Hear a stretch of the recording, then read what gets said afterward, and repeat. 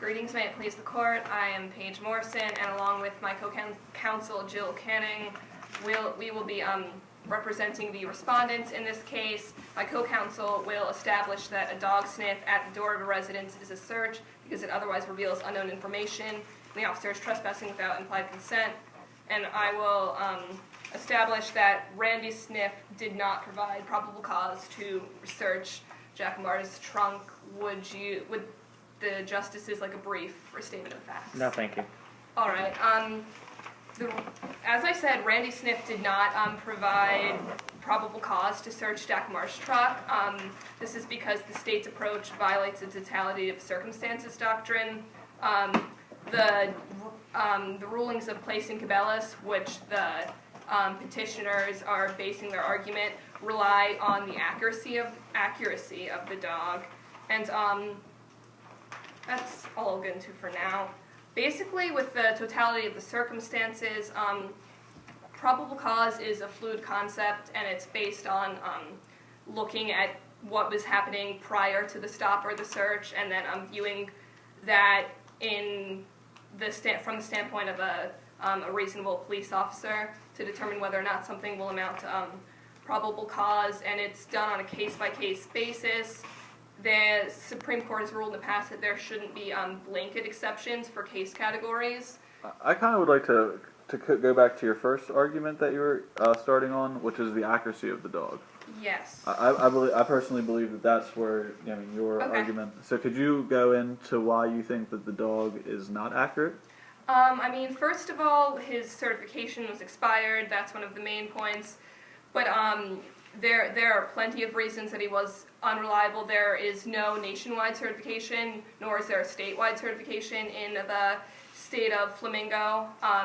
And basically, dogs are a lot like human informants, and with human informants, there are two ways to demonstrate reliability, which is their track record, like the accuracy displayed by their track record, or factual corroboration. And due to missing details with the record, the track record is not accurate enough. It only displays satisfactory or unsatisfactory, but there's no definition to say that satisfactory includes false positives. Even ignoring that, didn't he still go through police training? He did go through police training, but 40-hour police training. Yeah, 40 hours. Annually. Annually, yes. He did do that, but the training alone is not enough to show that he is reliable. On that effect, how would we ever have any new drug sniffing dogs? I mean, if you have the top dog out of the class, graduated number one, it's not going to have any reliable history. It's just going to have that training course. How would we allow that dog? In that case, I mean, obviously you aren't going to have a track record yet for that dog, but that dog also at that point would have certification that is not yet expired. That's not true for Randy. And so the fact that Randy is both lacking certification that is up to date and lacking a well-kept track record hurts his reliability. Do you think the dog needs to show both certification and field performance records? I am not asking the Supreme Court to make that ruling, no. The lower court made that ruling, that they require... Then yes, I am asking the Supreme Court Right. to affirm that. But, are there... Both certification and training? Field performance? Yes, better track record should be kept. But wasn't this certification done by a private organization? Yes, it was. So why can't the police just handle, why do they need to turn to outside measures? Why isn't training good enough? Why do they additionally need like a private form of certification? The certification doesn't necessarily need to be private. If the state were to form a certification board, then that would also be valid. I think that the fact that the certification was private doesn't really weigh in. I actually don't know. What makes certification better than just training? What makes it certified? What makes the dog certified? What makes it? I mean, I'm not aware of the certification requirements for the certification that he had underwent in the past. It's more up for dog experts. Okay. What about for field performance records? Aren't there issues with like the accuracy of field performance records, so they don't accurately reflect the dog's capabilities? Yes. I mean, there are problems with dogs' accuracy in general. Place and Cabela's were ruled on the fact, like legal fiction, that the infallible dog, as Suter mentioned in his dissent, studies have shown that dogs give false positives 7 to 38% of the time. Depending on the length of a search, a dog may return false positives 12.5 to 60% of the time. So clearly dogs are often wrong, not necessarily more often than not, but enough for it to call into question. And this is studies that have been conducted. Okay. Any further questions on this? Yeah. Field performance records, I mean, you're never going to get rid of the false positive issue. And Yeah. I feel like there's no reason why... Let me think about this. You can continue with your oral argument while I think about how to phrase that. Okay. But basically, the dog, Randy is an unreliable source. His certification being expired hurts him. The fact that his track record isn't accurate hurts him. Back to what I was talking about, the ways to demonstrate reliability.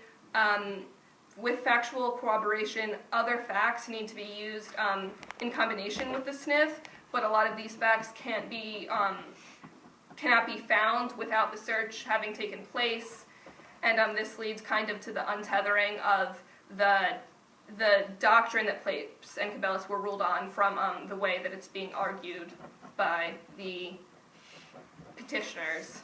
How in Cabela's could it have been? Wait. No, continue. I'm sorry.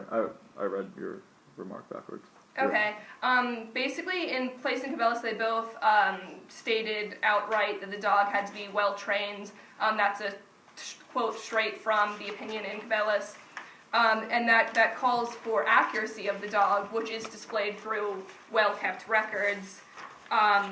It kind of but the fact that there aren't records does means that we can't display that the dog is accurate. And so basically, since the dogs are fallible, this means that the search following the alert will not necessarily reveal the evidence of contraband or any other crime that has taken place. And so we don't have the certainty with a dog search that... You said that dogs are fallible and that they can alert false positives, for instance, right? Yes, false positives. But can police officers alert to false positives? I don't see why that's a negative for the dog if he's still accurately smelling marijuana. I mean, a police officer could smell marijuana and the drugs may be gone by the time he goes in, but that doesn't mean that they shouldn't have searched the car in the first place or whatever. Just the fact that the main thing that gave probable cause for the search was the dog sniff, which could have been false, is the problem. I mean, you need to, like with informants, you either need to have a very accurate track record or you need to have factual corroboration.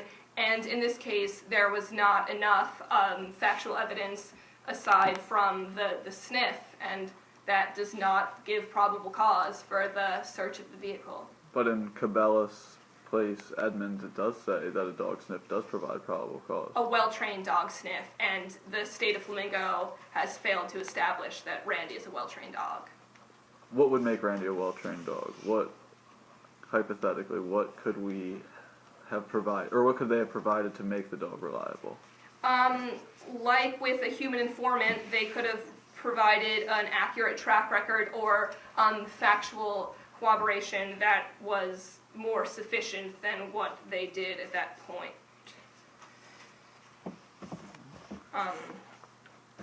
What benefits do you get from field performance records that you don't get from training? From field performance records? You just get a better, you're more aware of how the dog is actually performing, whether or not drugs are... It's just, yeah, you get a better idea of how the dog's performing. My only thing is that I think you would only get whether or not he alerts to false positives, right? Yes. But I don't see why that, again, that's a negative thing. It just proves that the dog is working right. Sure, he may have smelled a residual odor, but more times than not, even if he does smell a residual odor, the drugs are going to be found in there. With residual odor... So what I'm trying to say is that if field performance records then aren't really that helpful, then I don't understand why you're asking the court to mandate that field performance records be granted to the trial court. We're asking because without without an idea of the accuracy of his track record, we cannot state that he is a reliable source of information, just like with a human informant. Okay, thank you. All right, 10 minutes more. Well, 13 minutes more. Then we're almost done. Yeah, and then Lawyers comment. get paid a lot because it's boring. That's the only reason. I don't think this is boring. Sorry, I'm just kidding, guys. This All right, is the best part of my week. Joe, you ready?